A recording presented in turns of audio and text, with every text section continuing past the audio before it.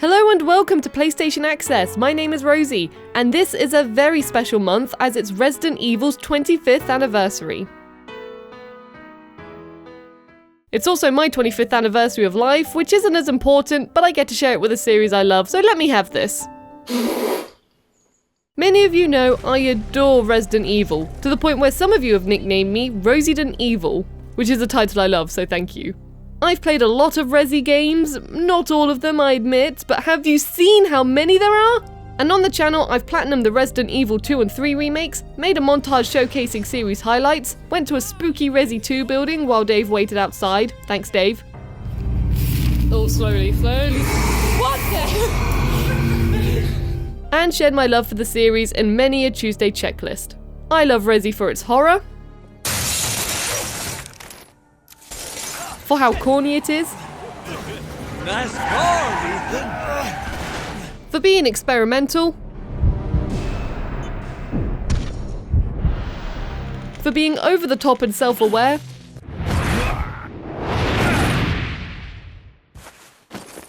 and I love it for giving me so many fond memories over the years. But I didn't always feel this way about the series. In all honesty, I used to despise it, and horror games in general. So how did I end up falling in love with Resident Evil? What pivotal point made me realise how good these games could be? What moment completely changed my perspective on horror games and gave me the courage to play them?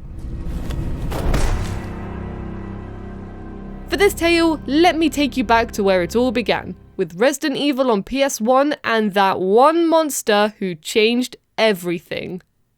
Resident Evil. Throughout my life, I've always been surrounded by PS1 games, and these are the games that shaped me. Crash Bandicoot Warped, Spyro Year of the Dragon, Tomb Raider, Tekken 2, and loads more.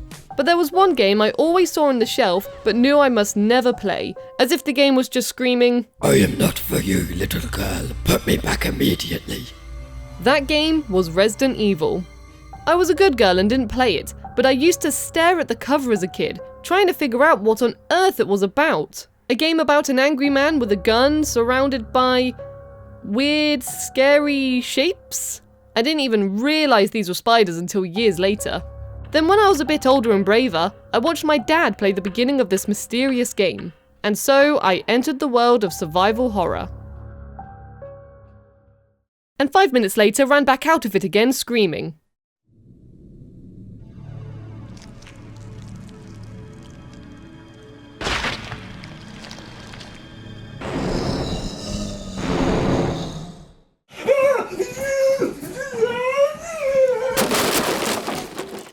Oh my god! Oh my god! No! What had I just witnessed? I couldn't cope with this game anymore. The shuffling of the zombies' feet, those horrible moaning sounds, the way the fixed camera means you never know exactly where they are. Everything about this game was just horrifying. This particular cutscene terrified me so much on my first viewing that I blocked Resident Evil from my mind for years. No more looking at the cover, wondering what it was about. I knew exactly what the game was now.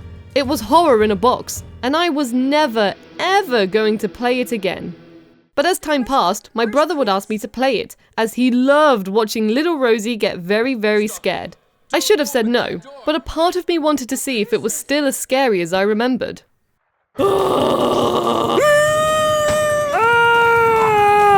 It was. I was the worst Resident Evil player in the world, pausing when I entered each room, freaking out whenever I saw a zombie, hiding in areas I knew were safe and refusing to leave, and just being generally bad at surviving. I never even made it past this hallway, which you could probably reach in about 10 minutes if, unlike me, you play the game without pausing every 30 seconds out of sheer terror. Back on the shelf you go, Resident Evil. It wasn't until years later, probably when I was around 16 or 17, that my brother and I decided to play the game together. October was approaching, the moon shone brightly, a cold winter's wind was howling. It basically felt like the best time to enter the mansion again. To make sure that we both played it, we swapped the controller whenever we hit a safe room. I, of course, tried to progress as little as possible at first, killing a zombie and then running back to the safe room, going, "Here you go, your turn." He didn't buy it, of course, and told me I had to carry on playing and stop being such a baby. And as I played it more, even though it still made me panic, I was starting to become more confident. I could enter a room and not immediately pause now. Creepy music? Pfft, I know these tracks now, it's fine. Entering a room, boom, gun up. Come at me, zombies! Look at us, we have so much ammo we can shoot zombies all day! Whee! And so my confidence grew. I felt like I could handle anything Resident Evil had to throw at me. Apart from the giant spiders. They can just get lost. I'm sorry, I take it back! But despite the big scary arachnids, I was finally enjoying Resident Evil. But the game knew this. It knows there's a point where you get comfortable with everything. The layout of the areas, how to deal with zombies, how to manage your inventory. It knows exactly how you're feeling. It was at this moment, when my confidence was at its peak, that the hunters were introduced.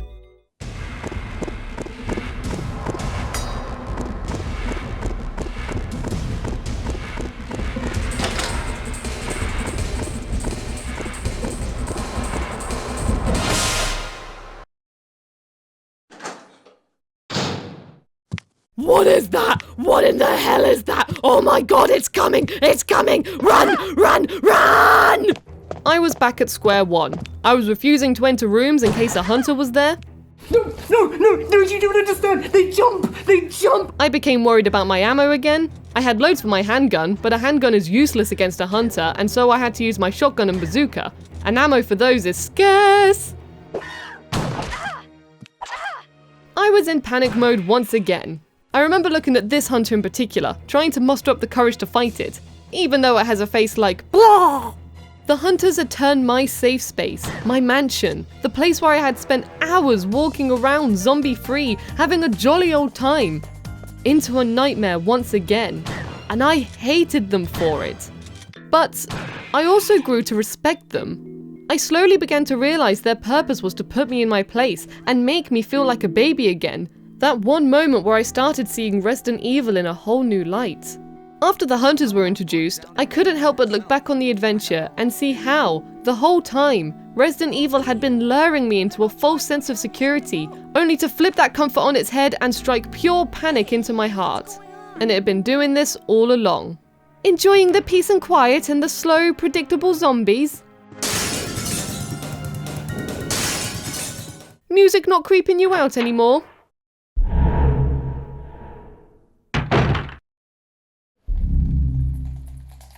Maybe you're bored of the zombies. Well, surprise, here's a mutant shark! Resident Evil just loves putting you back in the scary corner whenever you start feeling brave. The hunters are just one aspect of this philosophy, but they barged into my safe space, the mansion. Before this, I thought I knew the mansion and that it was free of zombies. So when the game said, Okay, I'll go to the other house and see if I can find any clues. Will you do that? I'm counting on you. I thought, yeah, no problem, Wesker. There's nothing in that mansion now. The new rooms will only have zombies going, "Brr." It's fine. But instead, I entered my safe space too. Big mutant lizards who are incredibly strong, much bigger and faster than zombies, and that jump all over the place. Stop jumping! I hate it! I see you watching this video going, Rosie, you should have seen this coming. You know games change as you progress, right? Duh. But please consider this. At this point in the game, I was feeling really, really good. I had overcome my fear of zombies and was so proud of myself for coming so far. So entering the space I thought was safe, with my newfound confidence, only magnified how terrifying this moment was for me. I never saw it coming. A rookie's mistake. And that's why this moment changed everything for me. No longer did I progress thinking I was the bee's knees in a game which is designed to scare you at every turn. Instead, I once again proceeded with caution. I was never safe. Soon after, my brother and I finished Resident Evil, and I was unbelievably proud. Not only had I overcome my biggest fear for years, but also finished my first ever horror game. And since then, I've been playing more and more games from the series, and I've noticed that Resident Evil games love surprising you with new terrors. Resident Evil 2 said, "Hey, you liked your first playthrough? Well, why don't you play the B campaign with the other character where you get chased by Mr. X?" And then Resi 3 went, "Hey, you liked Mr. X? Well, what if we put in another big biomutant who doesn't stop chasing you until you're dead?" And then Resi 4 was like, "Hey, you like fixed camera angles? Well, we're gonna get rid of that and give you one of the best third-person experiences you could have." And then Resi 7 was like, "Hey, you've gotten used to the third-person view, right? Well, we're gonna put you in the horror in first person, and then in VR too." And then we had the remakes, which blew me away, and oh, it just keeps on giving! Even if you take gameplay out of the picture for the moment, the series has provided us not only with big zombie outbreaks, but also a man! Don't worry, I know he's not just a man, it was a joke. A murderous family, and in the upcoming Resident Evil Village, we have a terrifying folk horror vibe and a big vampire lady!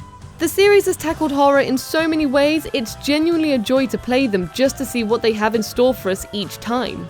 And every time Resident Evil throws my expectations out of the window as something new and horrifying barges in to devour me, every time this happens, I look back on that moment with the Hunter.